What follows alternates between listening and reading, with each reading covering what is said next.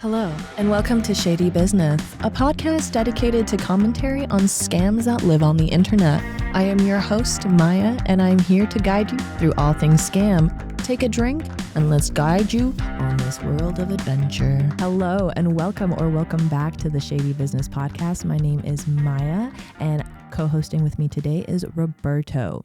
For today's episode, we have one of the best in the Idaho. I don't know. We have the best in Idaho. She is a world-renowned, internationally known photographer and creative genius, Anja Stoll. Woo. Hello and welcome. Hi. Well, that was a very lovely introduction. I don't know if I can even compete with that. No. You are everything and more. You have shown the Ada County and beyond how amazing Boise can be. I'm trying. So I see that you have some magazines here with us. Yes, I do. Do you want to show us? Sure, yeah. We can jump right into it. I'd love to. I am the owner and creator of Euphoria Magazine, and I started it kind of by accident a little over a year ago, but officially about a year ago.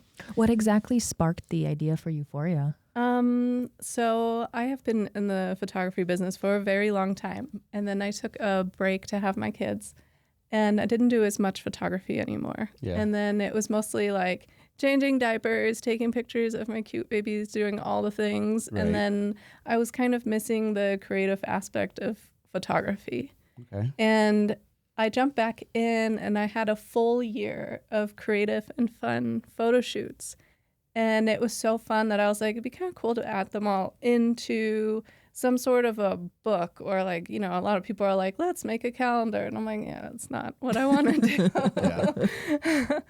And I wanted to somehow put them all together and then give kind of like a magazine or a voice to like somebody that's like, oh man, like I had a really good time. This is the first time I did a photo shoot, and they would never imagine to be published or even printed, like to have their images printed. Well, and that's when I started this one. Oh my gosh. Is that like the first? This one is the very first one. It's a little beat up because there's a lot of, it's passed through a lot of hands. And sorry, I've been sick for the last week. You're good. So I was sick last episode. I might be sniffling for a while. I'm sitting pretty far. You're good. We'll put a barrier between us. I started this and I added... It's hard to show, but I added all the images from those photo shoots in here. And when I released it, I had such an incredible feedback. Yeah, but I had such a, people were like, oh my gosh, thank you so much for including me. Yeah. And they're like, that was the first time I ever did a photo shoot, or I didn't think that I was good enough to be printed in a magazine or to even imagine to be part of something that was, you know, a showcase. Yeah. Or with other people in here, with models that have been doing it for a long time. And it was really fun to see everybody's reactions, and they loved it. And so I was like, you know, it'd be kind of cool to start a platform of where others could submit images, and it's not just me. Yeah. Right. Because there are so many people that want to find a platform where they can submit their images or get them published. Right. There's a lot of... Is this, are you the only one that's doing this right now, or are there other people, or? So, as in like the creation of this and the building and making, it's all me. Dang. But I do have a group of models, which includes you, and they pour their heart and soul into helping me turn this and all this into reality. It's beautiful. I like that. And this group of models, they're not just models. They are creators, they are entrepreneurs, they are in the community, they're doing all sorts of things. They have full-time jobs. Yeah. They have 5 full-time jobs. Who knows what they're doing, and they're busy, but they make space and room to show up when I say, hey, we have a photo shoot that you could be involved in, or we have a promo with a company that needs images or video. Would you like to be involved? Right. And then they show up, and it's really cool to have that group of people that will show up and help you build. Nice. Go ahead. No, you go ahead. Well, I was going to just ask real quick because obviously magazines have been around for a while. Photography has been around for a while, and so is modeling and everything. But what do you think was, I guess, different for you that, you know, you already mentioned that some people do calendars and some people do all sorts of stuff to get their photos published, or maybe even a book. Like I've seen what they call them, like the coffee table books, where people just literally have photos in a booklet.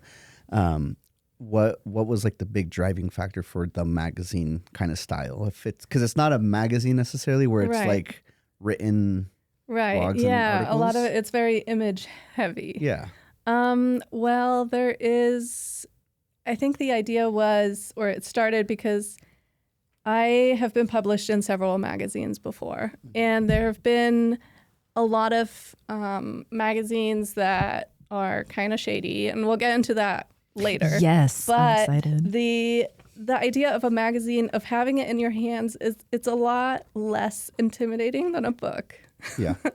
A book means, I feel like a book is a lot more, this has been written for the last 5 years and heavily thought through. Yes. Whereas for me, it's like I am throwing this together to give you a platform right now. Right. And books, they stay on shelves. Right. And magazines, everybody has a magazine lying around somewhere. Mm-hmm. Right, because the platform or the lifetime of a post on Instagram, it's what, like a day, maybe 2 if you're lucky, and then you're done. They're always looking for the next thing, the next idea that's being created. But like with the magazine, you're able to kind of sit down, right? You're able to like really enjoy and appreciate the art and ideas and efforts and little details that went into it.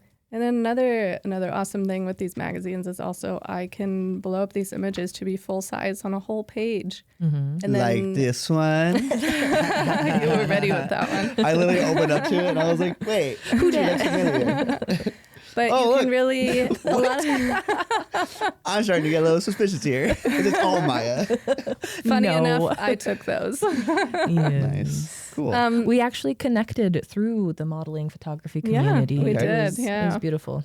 We, back to the magazines, like you can really pull up the images and you can look at them and say, hey, wow, like look at the little details of, like, for example, in this, you can look at all of her rings and her makeup and all the things that were involved and all the people that were involved in creating. Yes, because there's a whole team behind it. There's artists that do the makeup, the hair, the wardrobe, everything. This is giving me like it should be in like spas and salons and and haircut places. Like they should just have a bunch of these everywhere. Because I mean, like I've so it's really weird because my history with magazines is literally from like Great Clips from when I was a little kid. Right. They used to have these really cool magazines of just people's with hairstyles and pictures and just all sorts of scenes. And it wasn't really written, but it was fun to look at. It was fun to look at. And it was really fun to see everybody's like creativity and style and like looks. And so that's kind of like where I'm bringing back those magazines. Yeah. Because when you compare that to a book, you're not going to as quickly pick up a book, and books usually don't have all these imagery,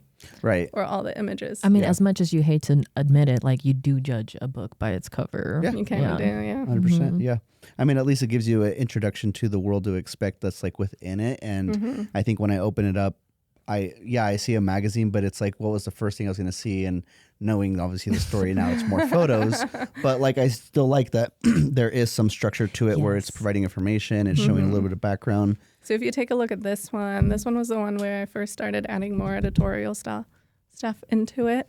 Okay. And it has more... I like this cover a lot. Isn't that so cool? I took that one as well. And the best part is that these are all local people. Like all these people live in Idaho. They do. And a lot of them put a lot of work into creating all of it. If you look at the bottom of a lot of those pages, it has all the credits for all the people that were involved. And that goes from photographer to model to hairdresser and nail artist, makeup artist. I had one credit, a spray tan lady. Like I think it's really awesome that everybody that like mentioning all these people. Yeah, a lot of people get unnoticed mm-hmm. in this industry, and I think it's really important to give them. I was going to say, tell me you're in Idaho without telling me you're in a potato sack. Hey, but Yao looked fantastic in that. Though. That's so that cool. was for the Revive show at Jump, and that's where they take a bunch of old clothes from the thrift store, and then they create something new with it, and it's a lot of young designers. And is that a yearly thing? Yes. Perfect. So if you are looking for something, an outlet to be able to express more of your creativity, you're able to do that at many of these events that are highlighted in Euphoria Magazine. Yeah, especially this one. This one highlights a few of the shows around here. And didn't David make those pants? He did. Yeah. Totally did. And they're awesome. So cool. Nice. Yeah. So I'm glad you're here today because I think the space that you're in it's been around for a long time. Just the antics of just beauty and being a human, and like the idea of expressing yourself has been something that's been around forever.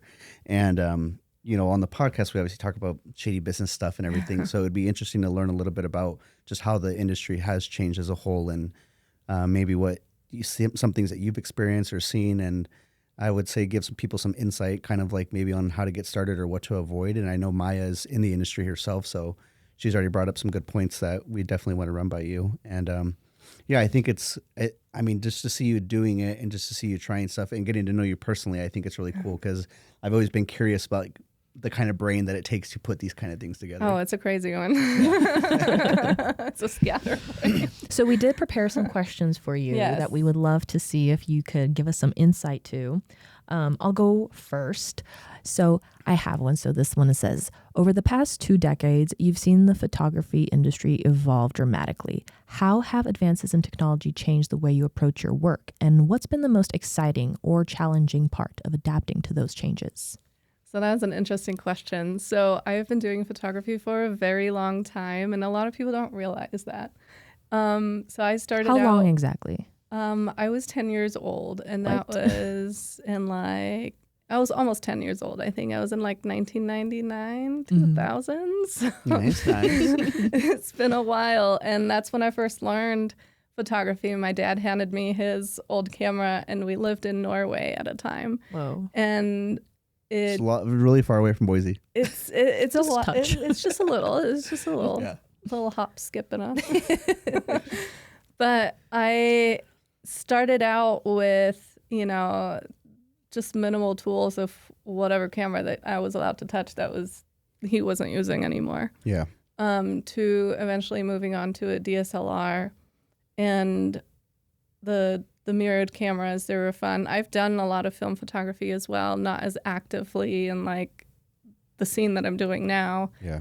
But moving from film to DSLR to now mirrorless cameras, it's kind of crazy what you can do. Yeah. It's absolutely mind-blowing. I did just switch over to a mirrorless camera, and even though I know all the basics and all the tech that goes behind taking a photo, and I understand light and, the composition of an image, the new technology in the mirrorless cameras is absolutely insane. Do you feel like it has kind of hindered or elevated the people coming into the photography world? Do you think that's helped them, or do you I think it's definitely made it a lot easier for people to join the photography world because there's a lot more. The camera is doing a lot more for you. Right. When I first did the jump from a DSLR to a mirrorless, I felt like I was taking photos with a point and shoot.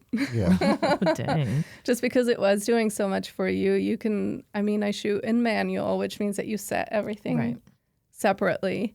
And you need foundation behind that, of course. You do need to understand that in order to get the right exposure for your image and all of that. But it's making it much easier to jump in because the cameras are doing a lot more than they did before. Whereas before, if you go all the way back to film, you didn't know what your photo looked like. Right. You had to make sure that all of your settings were dialed in because you're not going to find out until it was printed. Yeah. So to keep it on trend with our podcast, do you feel as though that is kind of shady? Do you feel as if though it's giving them an upper hand, or do you think it's more of like, hey, let's make it more accessible to everyone? Yeah, so I think it's awesome that it is so accessible for everybody. And I think it's really cool that there are so many people joining the photography community.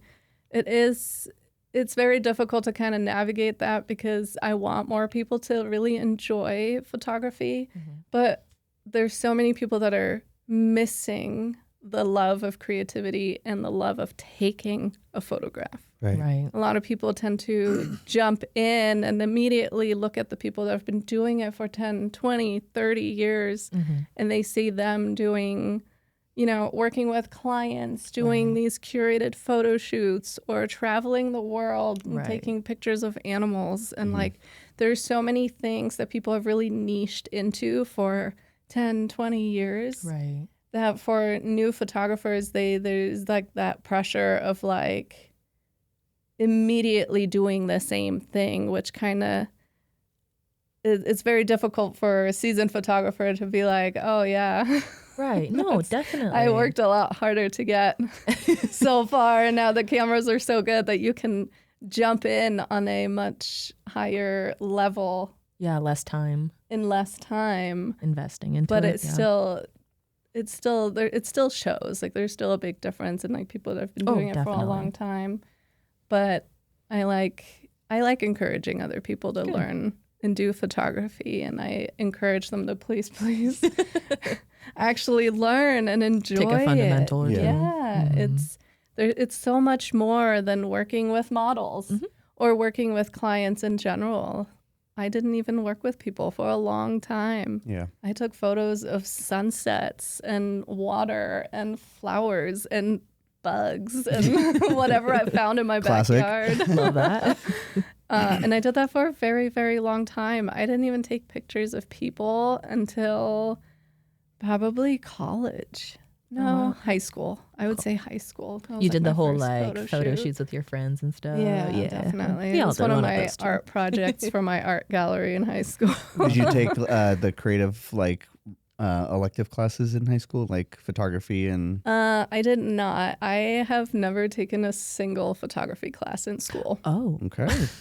That is something I didn't even know. Something worth noting. Yeah, definitely. I didn't even know that that was something that people could take classes in school until a few years ago. Yeah. Somebody came up to me like, I just graduated with a minor in photography, and I'm like, you did what? Excuse me? So I think it's just because I've been on this learning track of learning everything by myself and learning by doing and really immersing myself into photography that I've never really looked into schooling for it. Can I ask a question about that real quick? Of course. Yeah, because, just to premise this, I always love, the reason why I love Maya as a co-host is because she's very structured with how we talk, and then sometimes something will pop up and I just have she keeps me on track too. And she will keep us on track for the whole episode, so just letting everyone know sorry.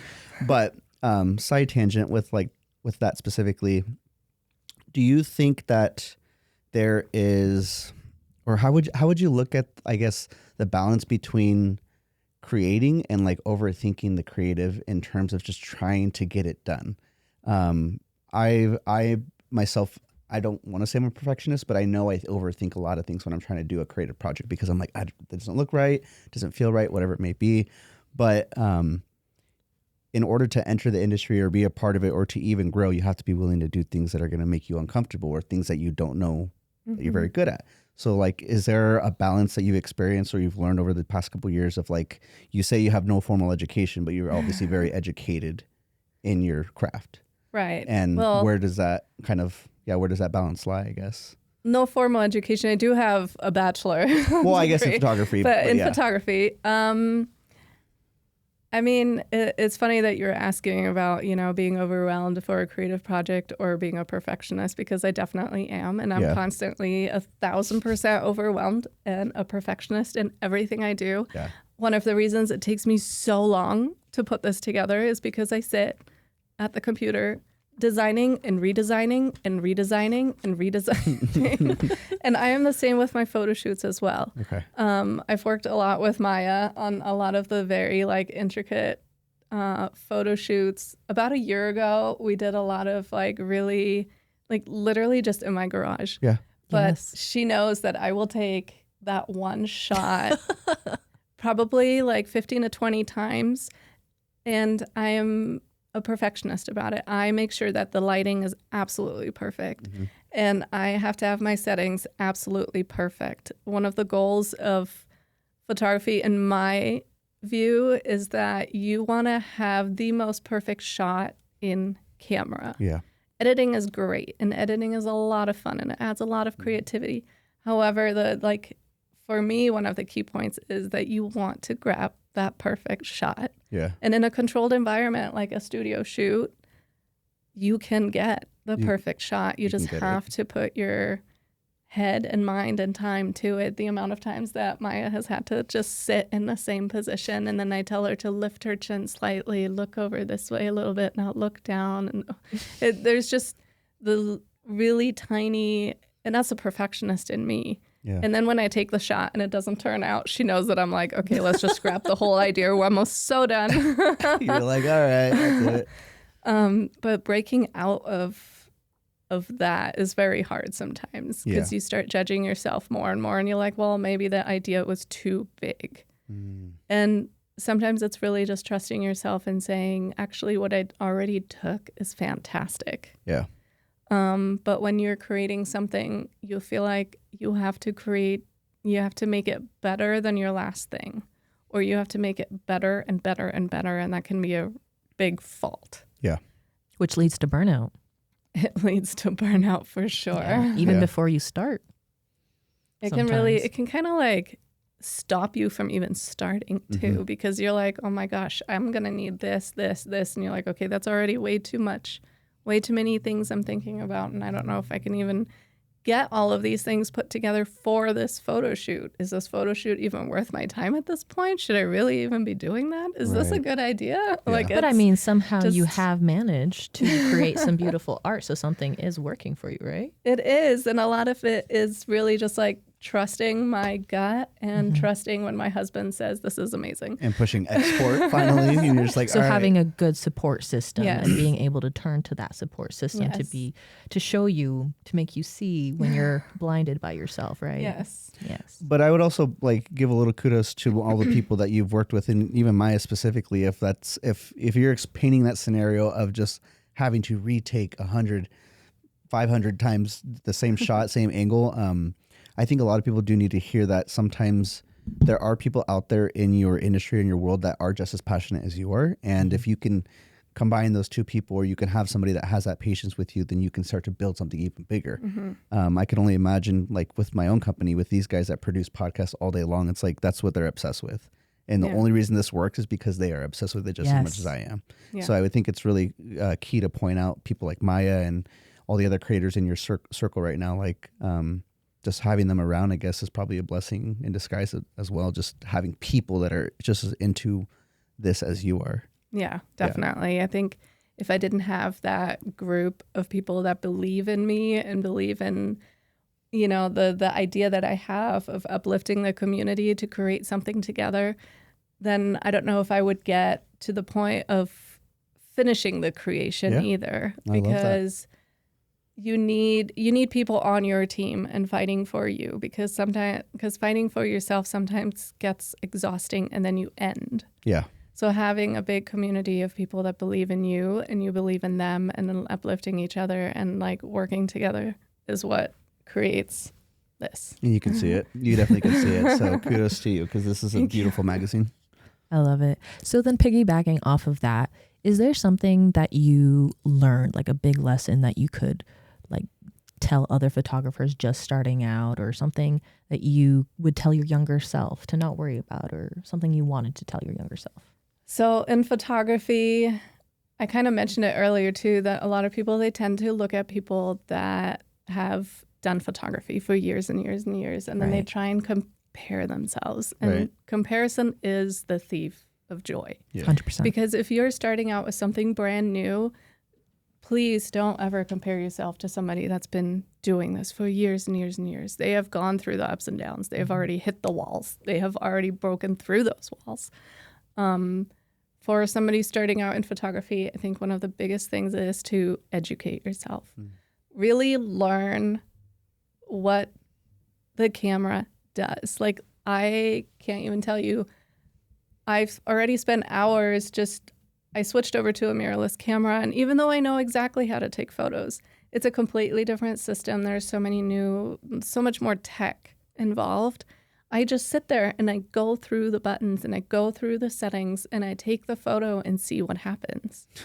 And Nice. it's literally, Trial it's and like, error. Yes. it really is, because there's a million YouTube videos. There's a million things that you can do to watch and learn how to use your equipment.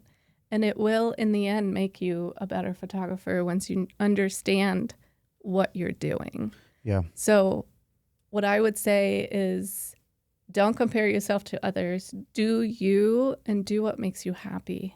If that means you want to start photography and take pictures of birds, landscape, take pictures of people, do that. But keep in mind that you still need to understand how to use the camera, or how to use light, or what are proportions and the golden ratio, and like just the basics will take you much further than jumping into all the clients and doing all the things. Right. Have you ever thought about doing a class, like a little I'm 101? thinking about it. I have started writing a couple ebooks, one on editing, one on That was awesome. photography and how to level up, basically. And I'm trying to dial in what people really want. Like, if I have a lot of knowledge that I don't really share all that often. Right. And then when I go to a photo shoot and somebody's like, hey, I don't understand this, and I give them a simple answer and they're like, oh my gosh, I never knew. You're like, yeah, it took me 4 years to figure that one out. So. And you know, tidbits like that. I love that you said it took me 4 years to figure that out, because it probably did. Yeah. I tell everybody all the time, whenever we get a new client, I'm like, you do know it took us 5 years to get that client. Like, what do you mean? I'm like, yeah, ever since we opened this door, it's like just a trial of getting better, selling things, or getting opportunities because you didn't give up. Yeah. And then not all photography is the same either. Oh, no. Like working in a special environment, like controlled environment, like a studio, where everything is so controlled. You control the light, you control the backdrop, the model, the clothes, everything is set for you to make perfect. Right. Whereas if you're at an event, let's say a music event, that's a low whole lights, then there's laser lights everywhere and people dancing and jumping and running into you. Like, that's a whole different setting. That's a whole different environment. And your photography is going to change drastically. Yeah. Or I shoot a lot of fashion shows. And if you're at a fashion show, you don't have time to take another shot. You need to be ready to take the shot. Because it's all in motion. It's happening they're right just then walking. They're walking, and some of them, they just stop, and some of them forget that they are supposed to stop. So you better get that shot if you want to get it. You got one chance. You do. Well, and one thing I want to point out too, that you said that I found very, very useful, and I've heard it through very successful people as well, and I've even read it in books, and I'll bring it up because, like, I want people to kind of understand that, I guess, no matter what industry, the thing that, I guess, the commonality that I just heard you say is, like, you kind of have to have like some sort of obsession or desire to be the best at what you're doing. And I don't say that in a bad way. I say that in a very positive way, in terms of, like, you just care about your craft. And I don't think enough people, like, I've even struggled with this, where I've tried to start multiple businesses and a lot of them don't work. And I just didn't care enough. I really didn't. Like, at the end of the day, that's just the truth. And when we built something that you cared enough about, you're able to wake up with it every single day and keep doing it. I read a book a while ago by Mark Cuban, and he had a phrase in his book called RTFM, which is called Read the Freaking Manual. And the way he got really good at everything in his career was he read manuals. Every software, every tool, everything he touched, he did exactly what you said, which is he's like, I just tried everything. Tried it, wrote it down, and no one else was willing to spend the hours going through that. And when they would ask me one question, I'd be like, do this. And they'd be like, whoa, that's crazy. And it's like, you kind of you kind of just describe that yourself in the photography world. Yeah. And I think it's very cool honestly to see. like that in a lot of things. I'm a graphic and web developer as well. So I've graphic design and web development. I've worked in marketing for 15 years. I learned how to use Photoshop in 2003. I learned how to code websites and saved my stuff on a floppy disk. Love a good She's only 25, guys. She's lying. I wish. That would be Only fantastic. 25. I had the coolest MySpace page. Oh, I bet you did. Can you tell us what was on it? Like, what was your song? Oh my gosh. It ranged and varied. It depended on the day and who was my friend that day. Oh yeah, the top 9. The Top 8. Top 8. But Oh. I could code it, so I only had a top 4. Even worse. Dang. I think my sister coded hers to where there was like money falling in the background. Oh, I and had she rain falling. Yeah, she played when I Fat was Joe's in the Make It mood. Rain. Oh my gosh, best MySpace I remember era. I had a lot of Tegan and Sarah on some of those things. Okay. But then I definitely was more on like the email side. There was a lot of My Chemical Romance as well, and a lot of the used. But You would never guess my song. We're all wearing black. It's okay. I am an elder, maybe not in disguise anymore, but Well, so you've been such a light in this community. There are a lot of aspiring models and photographers who fall victim to scams, especially when they're first just starting out. What are some red flags that you have encountered with your extensive experience in the industry? So I don't even know where to start. There is so many scams out there. So I guess, would you divide it first between models and photographers? Or? Yeah, we can Okay. do that. Yeah. Let's do that. Yeah. So for photographers, a lot of photographers just get used. Yeah. A lot of people want free work all the time, Oh, and they 100%. forget that we put in so much effort into taking the photo or even just like buying a camera. Oh, yeah. Those things are expensive. So expensive. A lot of people take photographers for granted, and they think that they can, message them and say, can you take photos of me and my family for like 15 people? And so there's a lot of, in general, just like people forget that this is a job. Like we are working, and they expect free services. Like if you're going to get your nails done, you don't walk in, you're like, can you do my nails and my 15 friends, but for free because they're pretty? Because you're painting or whatever. Yeah. What, pretty privilege isn't a thing? So I just wanted to point that out, that a lot of people forget that photography, yes, is a hobby for a lot of people, but also Pay your photographers. yeah, please Pay them. please do. We spend a lot of money on And time. not just pushing a button. Yeah. But for photographers, a lot of the common scams are you'll get an email or a text from a random number, from a random email address, and they will ask you to cover an event. And you're like, oh, okay, well, this is interesting and exciting. Let's do it. And then the more you read about it, it'll be like, oh, this is the details of the event. It'll be 25 people. We'll meet at exactly this date at this time. And then I will Venmo you or PayPal you or give you a check for $2,000 or $3,000. But once you deposit the check or once you get the money, I need you to return. That sounds like the other scam that I talked about a couple of episodes, like the first or second one with the whole check that they were like, hey, And then it do bounces. yes, and then they have your that's- information. it's So they want you very to want you to cash it and deposit it and then do what? And then return the overpayment.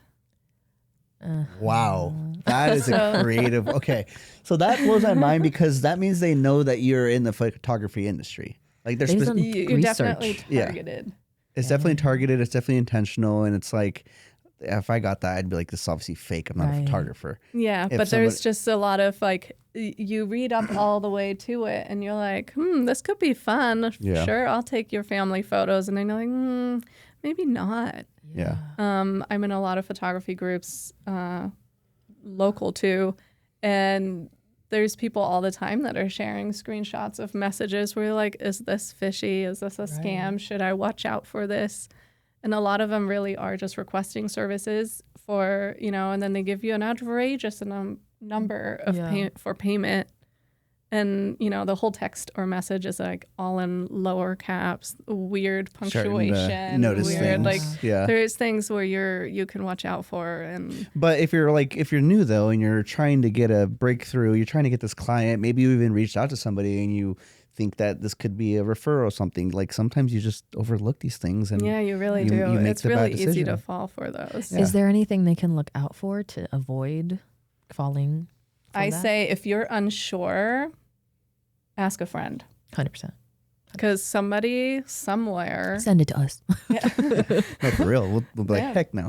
Yeah. No, but somewhere somebody has already fallen for the scam. That's why they're still doing it. Mm-hmm. And if you don't want to send it to anybody, or you're unsure, or you've gone too far, still just tell somebody 100%. And say, hey, look, I think I've fallen to the scam, or is this a scam? I don't understand. There's nothing worse than actually falling for the scam.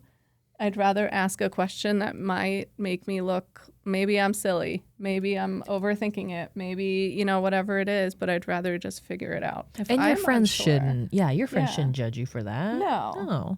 And if I'm unsure, I start Googling. Yeah. Oh, 100%. And I will Google for hours and hours and look into it more. Yeah. Another common scam for photographers, but I think it's also one for models as well, is there'll be little smaller brands, especially on social media now. I remember back in the day. I mean, I'm not that old. But no, you're not, because then I would be that old. They used to send you emails more. Now a lot of these scams come through Facebook messages or Instagram messages. And they will ask for you. It's like some small brand, according to them. They're a representative for a brand, whether it's clothing or jewelry, and a lot of athleisure. Yeah, I've noticed that too. And they will ask you to. They want you to represent them, right? And then they will ask you to pick out, from their website, from some website that's actually a legit. Yeah, it looks legit. Website, or legit enough. Yeah. They'll ask you to pick out some items from there, and they will ship it to you, and then they want you to model those items and then post on social media. They don't have to be high quality images. They can be a selfie. They can be a quick reel, whatever it is, but they want you to, wear their clothes or jewelry and then post it on social media. And you're thinking, hey, this is great. Yeah. I'm a model. This is fantastic. Big break. Yeah. And same for a photographer. You're like, oh, this is great. I can take these photos. And the more you go into that conversation, they will then ask you to sign this contract where you literally are giving them all the information that they need to then just take your money. But then they don't actually ever... They refer you to a WhatsApp. Yeah. Yeah. Okay, now go there. And then if you go on their Instagram profile, a lot of the times they have 0 followers. Or all the followers are bots. Or they're all bots with no profile picture. The one that gives it away for me is when all the pictures are posted on the same date. I'm like, oh yeah, that's the best one. I love those. Love it. Good work, guys. Got me on that one. The amount of spam messages like that I get. They also do the grow your Instagram. Yeah, They love sending that to photographers and models too. Yeah, in the cooking world, there is a saying, it's when in doubt, throw it out. So if you have food, you're just like, I don't know if this is good or not. I'm just going to get rid of it. And that's kind of how I live my avoiding scams life, just because whenever anything just gets fishy like that nowadays, I'm just like, I might have trust issues. I don't know. Honestly, though, if it sounds too good to be true. Well, I got these random ones that happen on, I think it was either Facebook Messenger or Snapchat. I would get messages from people. I would post like stories and stuff, and I made my accounts public finally. And then I would randomly get a message like, "Hey, I love your photos on like your profile. I'd love to use them to make a collage of you or something, and I'll pay you if you let me use your photos." And I remember I responded one time and like, "Yeah, I'll be $500." And then they said the same thing. They're like, "I can send you a check, but if you can actually deposit it here instead." I'm like, I am not doing anything you just said. Yeah, remember, as soon as you deposit that check, they get all that information, so they can just drain your account. Yeah, and you're on the hook. You're on the hook for it too, because you decided to go deposit the check. Yeah, because you physically went in and gave them the paper. Yeah. It's bad. There's also a lot of scams for models as well. A lot of people are trying to break into the industry, right? As a model, you want to maybe not stand out. Maybe not everybody's goal is representation, but if an agency reaches out to you and they want you to pay hundreds and thousands of dollars for them to represent you, and then they make all these promises about going to all these big brand shoots or runways, you shouldn't be paying them. Let's make that again. Right. You shouldn't be paying someone to model for them. So like that's basically like paying for you to advertise for them. Like that. They're paying. How would you say that? They are. You should have scratched this whole thing and redo it. No, it's fine. It's fine. It's organic. Well, I get what you're saying though, because like that, I think a lot of people will fall victim to. It's like, oh, this is the opportunity. This is the chance I need. They fall for the opportunity because it sounds so good. Oh yeah, and it's so saturated, and then you feel so special. Like they picked me. And they want you to pay all this money for them to represent you.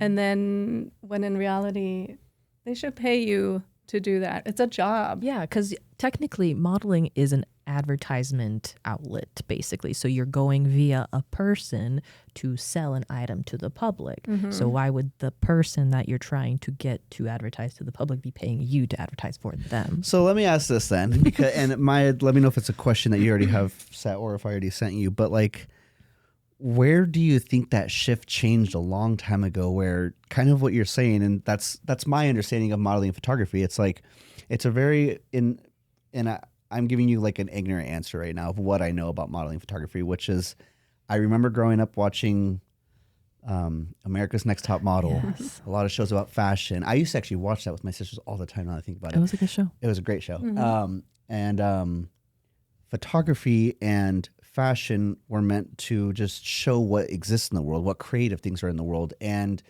do you feel like there's been a shift in the market overall in terms of what photography is meant to be? And you're kind of saying it's like, well, it was kind of like an advertising or like a showcase medium. And it's like, well, what is it now? Is it more storytelling? Is it more salesy business? Like, do you think photography's kind of lost a little bit of what it is originally created for, or is just getting more? I think it kind of depends on the industry. Okay. There's still a huge industry in photography that is all about just enjoying the work of photography, of taking images of real life, what's happening, like especially around the world. There's people that are traveling to take photos. There's people right here that are taking images just of the city, right, of the Greenbelt, of people wandering around and like the buildings and the animals around. Like there's still a huge, crowd of people that do that. For the sake of the passion. Because they love it and they enjoy it. And then depending on like the industry that you're in, a lot of if you're more in the marketing industry. I was about to ask, like, what industries are you talking about? Yeah, if you do more marketing and more in the fashion industry, you are going to run into where photography has kind of lost the love of what it is. And it's really just used as a marketing purpose of, heavily curated images of designer clothing or accessories or even homes. Yeah. Anything that you find in a house, people are taking images of and trying to sell it. And like, dude, real estate images. Yeah, no, it's a thing. Yeah. And like, it's a whole different section of photography. And sometimes the craft in there can be lost because people don't really care for the photo. They care for what's in the photo. Well, I've even seen people go as far as like, there are people that do prints and people that won't do prints. They're like, I'm not going to reprint my photo to resell it at a massive scale. And some people are like, I don't care. Yeah. And they just repurpose and they're selling copies of the photos. Yeah. That's kind of what it made me think of for a second, because it's just, there are people that have the obsession with the love of photography still. And I've seen that. And then there's the other side of it too. You still feel, so I can tell you from New York Fashion Week in September, from last September, I met so many photographers there from different parts of life and different, backgrounds and what they're doing. But we all had one thing in common, that we all loved photography, which was really cool to still hear because, like I said, sometimes that can get lost, especially with the fast moving world, you forget to just kind of slow down and enjoy what you're doing. And it was really cool to hear a lot of these people talking about how they're like, oh my gosh, look at how that light is hitting this crowd over here. And it looks so cool. And then you see the other guy behind him go, oh my gosh. And you take a photo. And there's no runway walk going on right now. But just people are organic, still just love for seeing like, light. oh my gosh, look at the way that the light bounces here. And this is doing that. And that's kind of like that's what gets me excited too. Walking around and I see like a beautiful sunset or light coming out. I'm like, okay, I need to take, where's my camera? Yeah. I feel like that's the real like the viewpoint of a artistic person when they look at life and their everyday and like the beauty, like how everything is just organically beautiful. Well, you can look at something unintentionally, and you can look at something with intent to see the beauty within it. And I think that's what a strong skill set it seems like you have, and a lot of photographers may have, that allows them to like capture those things. Yeah. Yeah. And I think that's the basis really of photography. 100%. Like, For sure. wanting to capture the beauty of what's around you. Yeah. No, I agree. So have you, sorry to take this massive just lurch into a different direction, but have you ever experienced or witnessed any unethical practices in your field or any sort of, I know you touched on it earlier with the whole underpaying and overpaying and taking for granted, but have you witnessed anything that was kind of like almost like, oh, I didn't read the fine print, I didn't know something like that? There's a lot of, I gotta think about this one. or maybe there's some common thing that does happen. Because I know that in the past I've been told by another photographer that we use a very, for your magazine, we use a very big thing called caviar. Yes. And I've heard that in the fine print and the fine details of caviar is that once you submit via caviar, they own your photo. Right. So can you explain how that works, and if does that help the photographer and model, or does that kind of deter some, or what are your thoughts on it really? Yeah, so it's a good point in general with photography as well. When you are in commercial photography or using your images to be used in commercial photography, like magazines, Right. or, for a designer or for a brand or real estate or whatever, or you have a client that needs photos, there are a lot of circumstances where you're giving those people the rights to use your images. Yeah. You just have to be careful to make sure that you do read that fine print where it says that you do not lose that right. Yeah. Right. Because inherently, like, you want to still retain the right of your own images. You're just releasing hey, okay, you can use this for now. And they will still also be credited back to me at all times, that they don't have full control of that, and they're not. That's one of the things that a lot of people forget to look into. Oh, 100%. I mean, we mentioned several times about how we wanted to start another podcast that just says read the fine print. Yeah. Well, and I mean, I think the creative world is still such a baby in terms of the internet and the digital age that like copyright and all those trademark infringements, whatever it may be, like however you categorize it, it can definitely, like, if you saw somebody literally creating or reprinting your magazine, right, that'd be insane. That would be crazy. Yeah. Yeah. There is, with photography too, I try and add watermarks whenever I can. Right. I do give out mostly like free images, but they're like low resolution. Like, it's not going to look great if you're trying to go anywhere with that. Yeah. There's a lot of options that photographers have in order to protect themselves from that. A lot of it really is literally just write a big old watermark on it. Okay. But now with technology, you can there's watermarks that are kind of like screened into your images, which means that like AI can't just remove it in Photoshop. Yeah. I love that you mentioned AI. But did you know that when, let's say you have a photo shoot idea and somebody has, there's millions of photographers that share their images on Pinterest. Right. Yes. And then you, as a person looking for inspiration, create a Pinterest board. The Pinterest board images on there, you cannot use those technically as inspiration on, let's say you do a photo shoot.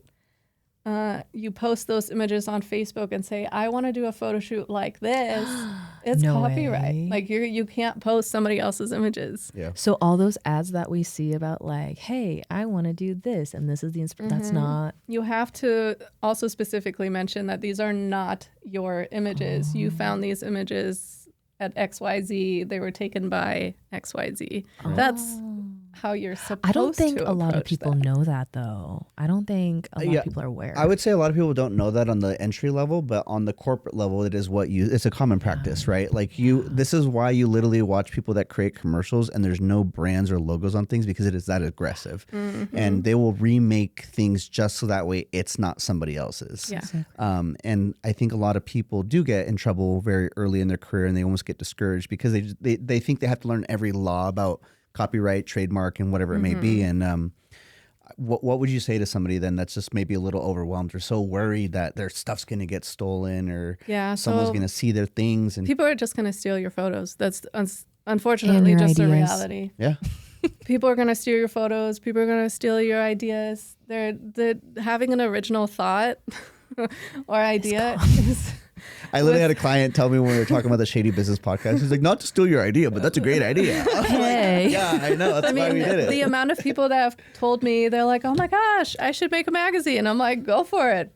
Have fun. Like, it's awesome and great that you do that, but please don't just copy paste. Right, exactly. Because, like, creating a magazine is not an original idea. They've been around for so long. Yeah. And then you've mentioned, the platform that we use to submit the images through Caviar. There's a bunch of magazines. Yes. On there Oh my that gosh. do If you this. go on to theirs, you can just scroll and scroll. And There's scroll. a lot of magazines that do this where they collect, images from, exposure magazines, basically. Yeah.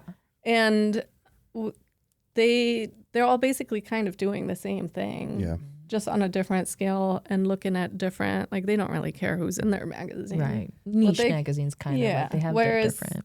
I try and only be local and like try and, uplift the community here. Yeah. But there's always going to be somebody that's going to try and steal your idea. And So what do you say to that then? I want to say, I think it's really awesome that my idea sparked your creativity and That's that beautiful. you want to do something like it. I think that just goes to show that whatever I created was really freaking cool. And it is. And I think adding your own twist to things, that's where things get good. yes. Because, like I said, if you find something that you want to do for a photo shoot, or a designer comes up with a design that they're like, oh my gosh, I really like those pants. Maybe I could do something similar to it, but change it. Like, change it in your voice, change it in your style. Yeah. There's nothing wrong with taking somebody's ideas and evolving them and changing them into something better. Yeah. But don't just copy and paste. That's right. I hate that. Oh my we gosh. call that, I think they call it stealing like an artist. Yeah. It's an actual thing. So you mentioned AI, and the last part of our little show, I would like to play a game with you. Oh, geez. Is it AI or not? Let's find Oh out. my gosh, I have to be much closer to the screen to see. See, make a full screen, Sean. It's your turn to shine, brother. All right. So this first image, the image of a dawn marine layer of fog hovering in a valley. What do you think? AI or not? AI or It's not? so hard to see because of all the lights. Like, Would you like to reflecting go off the closer? screen. I might have to stand close for That's that. okay. That's okay. cheating. I'm just kidding. All I can see is the Just big don't soft forget you box. do have headphones on. I But- do. And in reality, though, too, though, just to say, like, if you were like, say, you were in a museum full of AI photos, like, how close could you really get to know the difference? That's true. That's I true. would I mean, say that Mona this Lisa one is just like kind of 5 looks feet, like right? a pixelated camera, like iPhone photo, but it might have some AI in it. It kind of depends. It's hard to tell from over here. first impression. First impression. I don't know. The vegetation looks kind of sketch to me. Oh yeah, Oh, you're Sean, zooming there you in. go. Oh, Sean coming Okay, through. so I don't know, the vegetation down there looks a little sketch. I don't know. Those don't look like real leaves or sticks. So But what's your final because it answer? is pretty pixelated, it might just be low resolution. That's true. This though. one's a tough one. I don't know. Dang. Okay, so what's your guess? I would say maybe it's AI. Okay, so one. So yes, AI? Or no? Yeah, let's say it's AI. Ding, ding, ding, ding, ding, ding, ding. This is an AI generated Wow, image. look at that. All right, scroll for 2. Let's go to the next. All right. Next image. All right. Though smooth and painterly, the desert landscape is... Yeah, you'd have to zoom in. Zoom in on that, Sean. And then leave it open. I think you can push right on the arrow and it might just go straight to the next one. But we'll see. It's not. Oh, okay. Okay, never mind. That one might be an actual image. What I like about this is we're actually getting her to, like, this is a Yeah, photographer doing deducing. it, yeah. Deducing. Good job, James Martin. What are you looking for? So AI, even though it's doing a really great job, there's a lot of things that are like off or weird. Anomalies or something or whatever you would call them? Yeah, so there's just some, like when you're trying to look at like just like earlier I mentioned, like those don't really look like sticks. The trees look a little sus.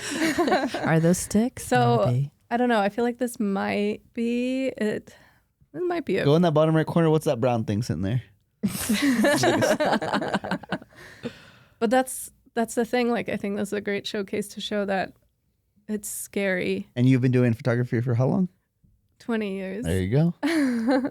But yeah, I don't know. This one might be an image. The sky is overexposed. Okay, final answer.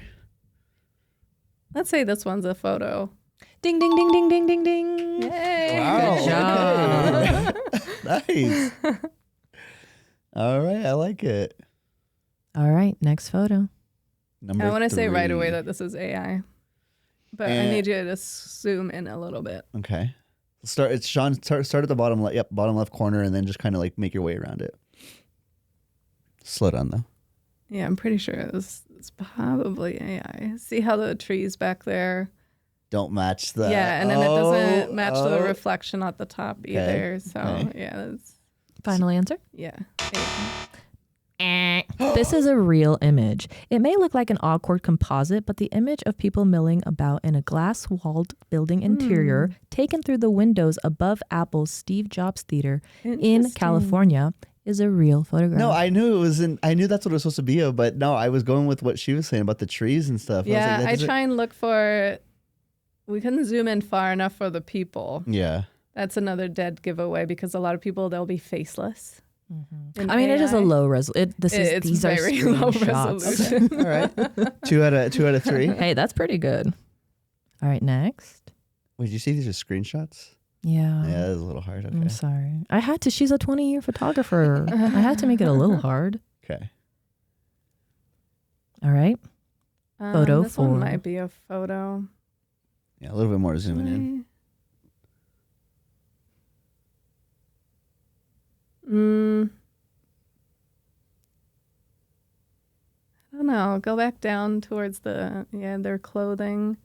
Yeah, that's AI. Look at her. Yeah. It might be like both. Did they take a picture and put it in a AI thing? Yeah, they might be like, "Oh, this is a cute photo, but can you fix?" Yeah, do something to it or put a bridge behind in the background. Yeah, show it like we were in San Francisco. There you go. Yeah. So you're correct. It looks like a believable enough visit to foggy San Francisco, but the image of the couple in front of the Golden Gate Bridge was AI generated. I was gonna say, I don't think you Nice. can Notice the you can texture of see the straps of his backpack, and there's And some the straps on problems with the hers, the continuity of the lanyard as well. That's what I was looking for when I asked Yeah. to like go back down towards the people. All right, next image, please. All right, here is a nice group photo. This looks fun. right. All right, so this is where you want to look at hands and faces. Because most AI will have extra phalanges. Those, so funny enough, the photos that you took of Maya and I sent them to my brother, and he goes, "Those are AI." I was like, "What?" He's like, "Look at your hands." I was like, "My hands look. That's what my hands look like." Those He's are like, my "No, they hands, don't." brother. He was like, "No, those are straight AI." And I Just was like, start sending him photos of your hands. Like, just a reminder. I guess you can see my knuckles now. I just lost some weight, so there you go. But maybe this one's a photo. what are 2 things that make you say that? I don't know. Is it the I'm kinda faces and the hands? They look pretty authentic. No, I'm kind of questioning myself. It's really hard to tell with how, like, the resolution of these, but Good. The obstacle was correct. it just kind of shows how scarily real AI can get. 100%. Oh, yeah.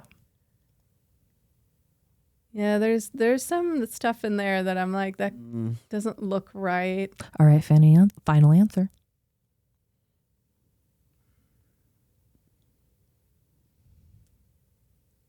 That guy only has 4 fingers.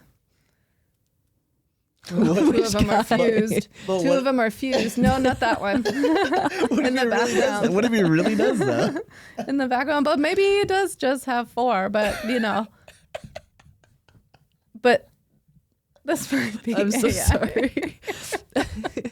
Final answer, please. AI. This is actually a real photograph. And I apologize to the person in the background. All right, let's do Sorry, one guy. last See? photo. Sorry, guy. I just want to say, like, I've already said it 3 times. It's scary.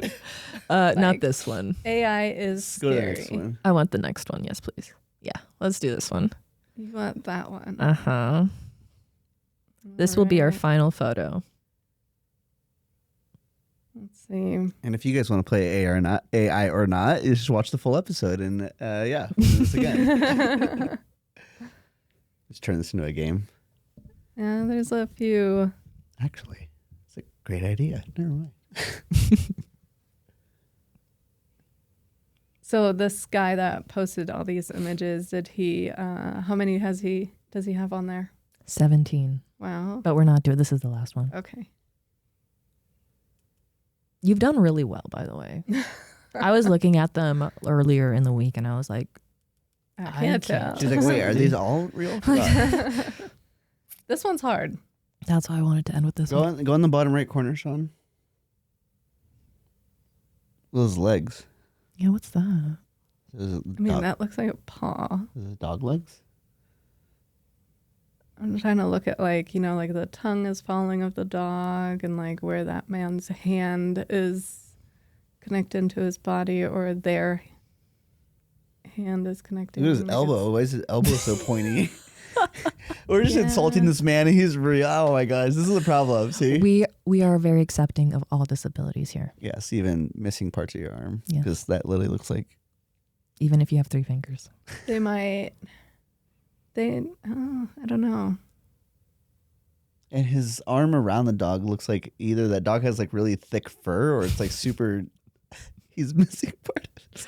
That dog is Yeah. thick.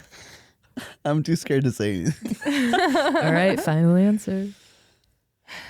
I want to believe that it's a photo just because it's a pretty good photo, but if it's AI, it's still scary. Do you want to try on this No. one? What do you think? I think it is AI. You think AI, you think? It might be a photo. All right, so this image is AI. And That's you can crazy. that little spot right below or right next to the paw of the dog, Mm-hmm. that is Right. a dead giveaway, Yeah. that thing next to it. Yeah. That's what I was thinking. I Oh. wasn't sure Mhm. what that was doing. Yeah. But To that me- one tripped me up too. I was like Mhm. looking at it. I was like, oh. To me, what gave it away, zoom out, Sean, is in the top left corners. For some reason, those trees look really good. Like, just really yeah, pretty. they're They like just look- perfect. yeah, they just look really good. I'm like, Awesome. His arm is But this is a kind of a good- giveaway, I feel like, to me. that. Yeah, just the way his that arm it's is laying. in Yeah. motion. Yeah. It's a cute dog though. Good job. But AI. see, this is also, I want to use this as an example Yes. of like, you were saying overthinking Yeah. and like perfectionist and like looking at an image like this and thinking, is this AI? Is it not? Like you are it's such a tunnel vision and you're looking at all these details that you don't look at the full picture. Yeah. No, And 100%. sometimes, reality versus what's in your head or what's fake, what's Mhm. not, like I think this is a great example of like us tunnel visioning on this and trying to be perfectionist and say, I know my things, and then taking a step back and saying, wow, like I didn't even see that because I was so focused on trying to do the perfect thing. Yeah. I like that. That's a great takeaway. Do you have any other final thoughts before we wrap up? Or can I ask one last question? 100%. This is how I want to phrase it. So after everything, I guess that you've said, not overthinking, not being a perfectionist, but still wanting to get into the industry, then like what are some final things that you'd want to say to somebody that's trying not to overthink it, wants to just get started? Like, where should they even start, and how can you avoid getting scammed in this whole entire crazy modeling world? I would say always trust your gut. Okay. And if there's something that makes you happy and you enjoy doing, just do it. Okay. I think a lot of people forget that there is joy and passion in the things that we're doing because they are comparing themselves to others or what others are doing or should be doing. I think enjoying the art and the craft of what you're doing really helps. Joining a community of people that are already part of that world helps a lot. Yeah. You can learn so much from each other. And it's okay to say, I don't know this or I don't understand this, and ask for help of how to get to where you need to go.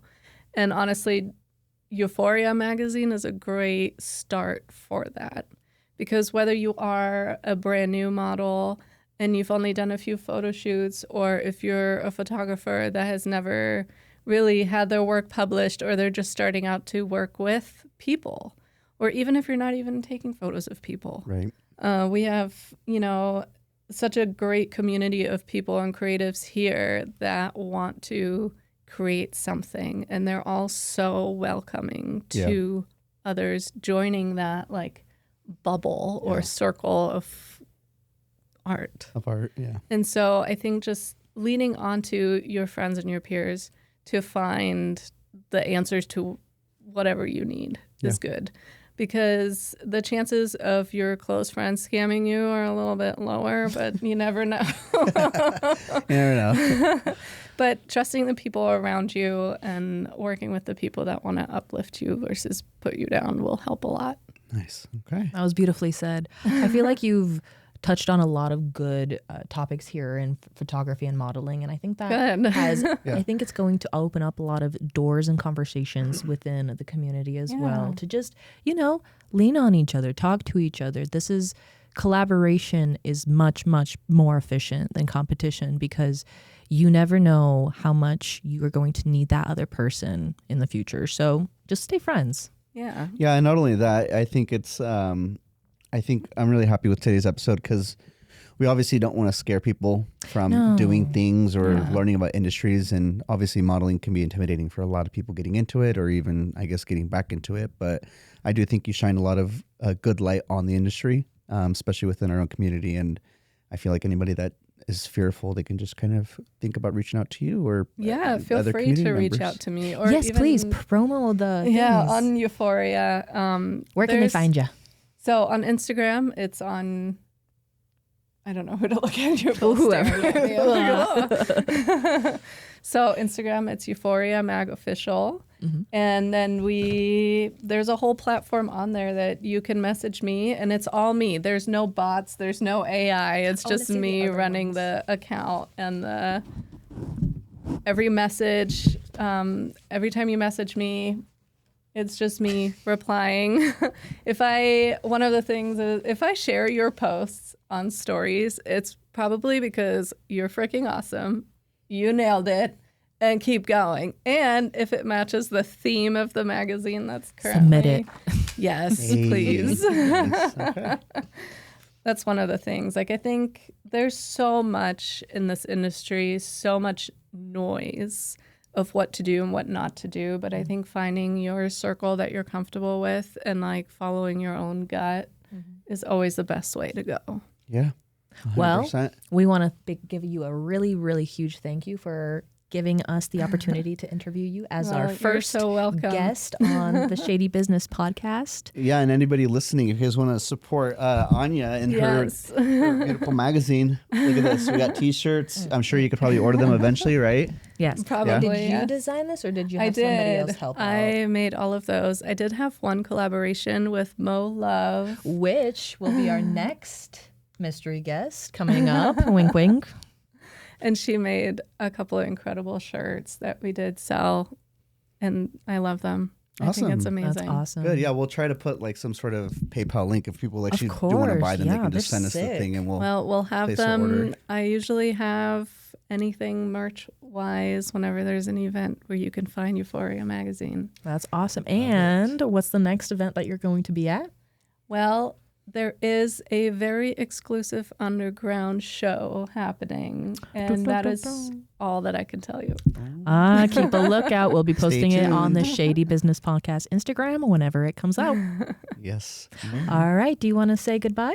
Yeah, just thank you again to everyone for listening to the show. If you guys are watching on YouTube, subscribe. If you guys are on the podcast platforms, be sure to download some of the episodes, reach out to us, leave us comments. And as always, I had a great time with Maya. Anya, thank you for being here. Thank you for having me. Yeah, another episode of Shady Business. Oh my gosh, but what about that cup? If you guys want your own podcaster cup coming soon, you guys can order these as well. Because, you know, if you're a podcaster, you're kind of a big deal. Thank you so much and have a great day. Bye. Bye. Hi, this is the Shady Business Podcast, and thank you for watching. Please like, subscribe, follow, and go ahead, leave a comment, and let us know what you like about the podcast or what we can do different, and maybe we will pick your comment next time. Stay tuned for more episodes, and we hope you enjoy.